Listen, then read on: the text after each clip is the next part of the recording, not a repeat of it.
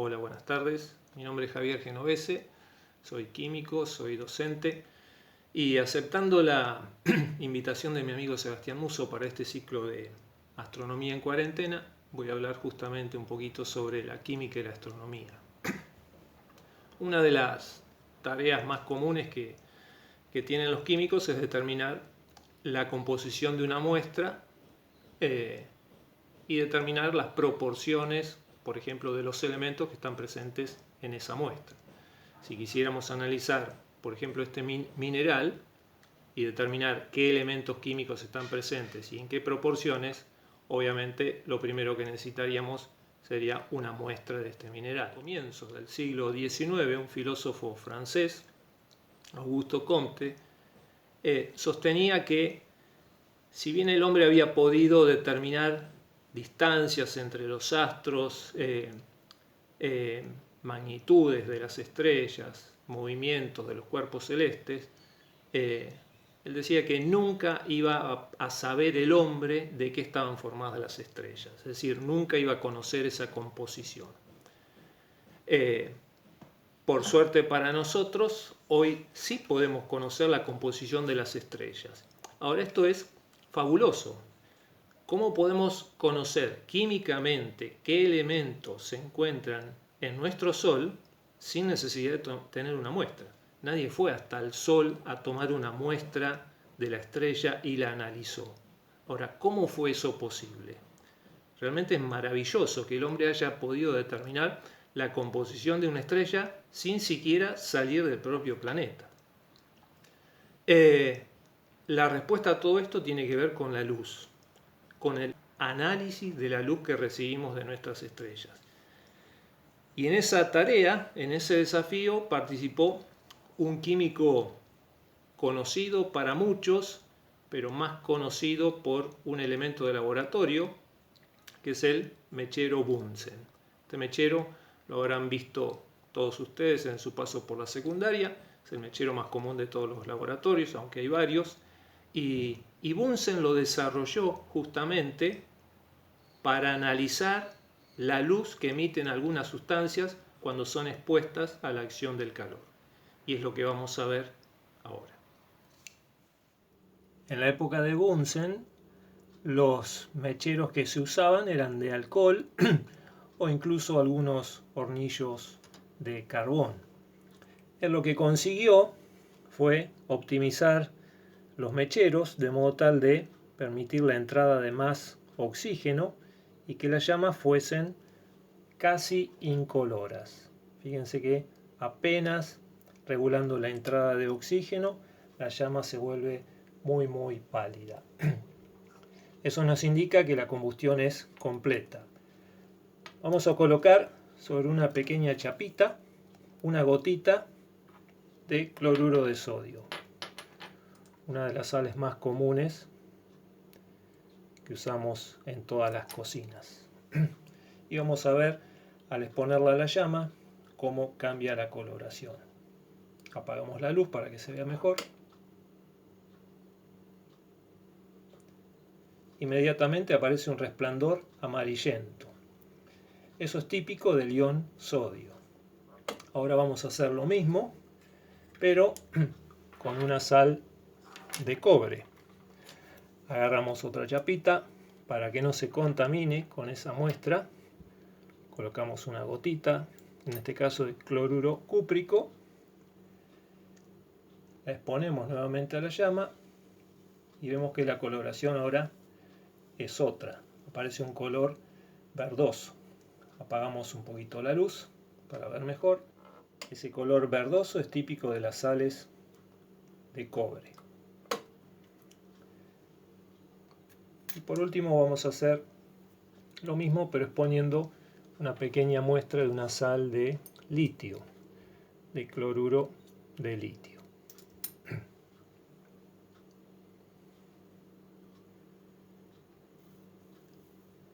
Cuando lo exponemos a la llama, parte de la solución se evapora y los iones son arrastrados por los gases y al alcanzar cierta temperatura se empiezan a ionizar y esa transición entre los electrones de ciertos niveles origina una emisión característica.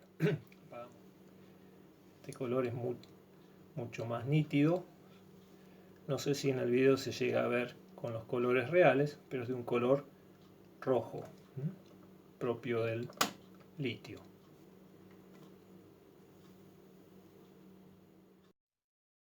Desde el siglo XVII sabemos que la luz blanca en realidad no es una única radiación, sino que está formada por varias superpuestas a las que llamamos colores del espectro.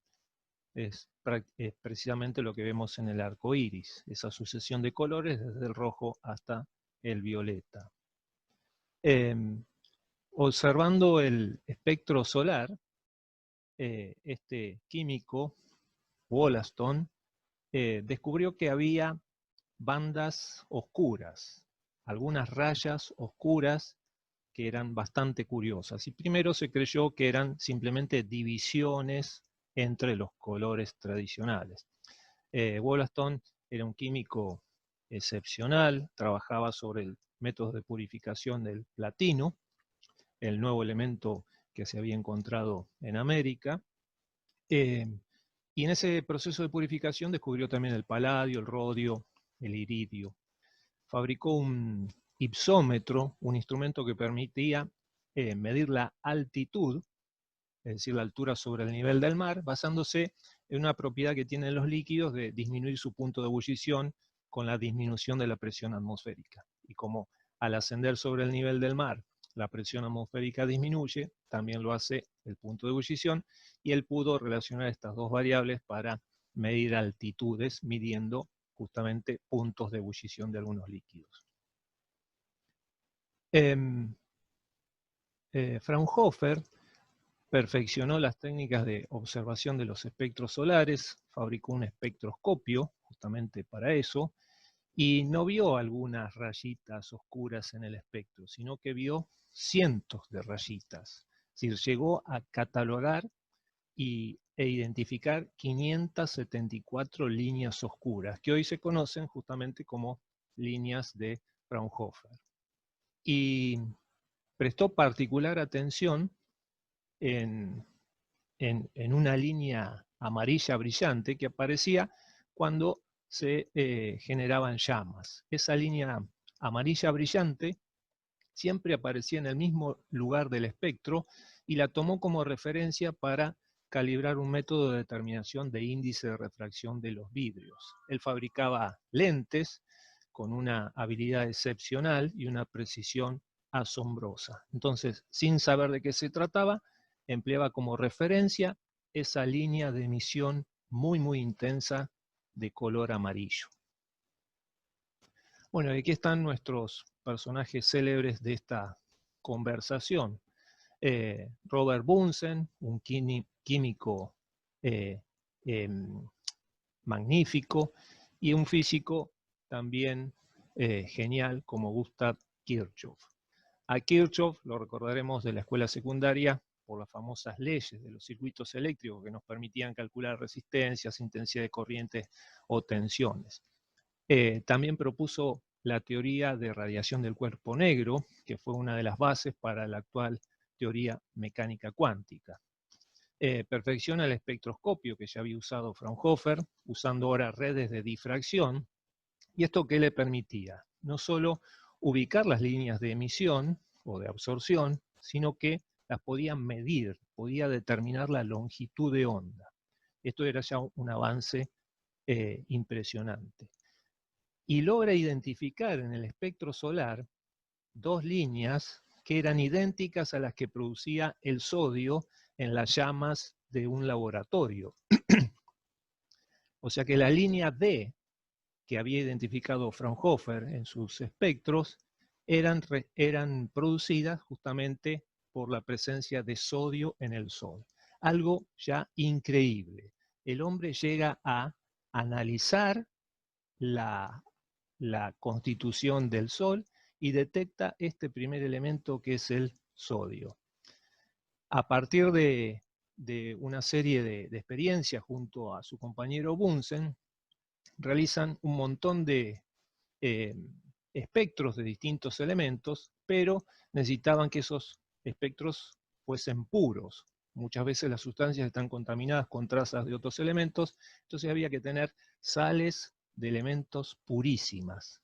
Y eso fue precisamente el trabajo de Bunsen, aislar las sustancias y purificarlas hasta grados extremos.